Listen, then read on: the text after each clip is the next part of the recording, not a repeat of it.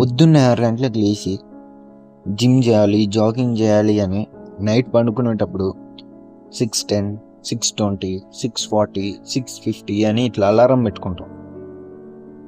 తీరా తెల్లారగానే అలారం మోతూనే ఉంటుంది, కానీ నువ్వు లేవనే లేవు. అవసరమైతే ఆ అలారాన్ని బంద్ చేసి మరీ అంటావు. మళ్ళీ 10 కాగానే 10:30 కాగానే మేలుకి వస్తుంది, లేకుంటే మీ అవ్వో మీ అయ్యో తిడతా అంటే లేస్తావు. లేచి చెట్ మళ్ళీ లేవలేదా అని బాధపడుతుంది. మళ్ళీ రొటీన్.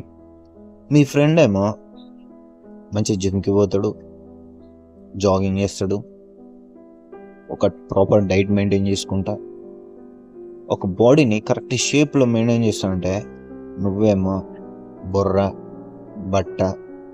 అసలు నీ బాడీని నువ్వు దేకనే దేకు. మీరిద్దరు సేమ్ ఏజే, కానీ నువ్వేమో 30s ఏజ్ ఉన్నట్టు ఉంటావు, వాడేమో 25, 20 అన్నట్టు.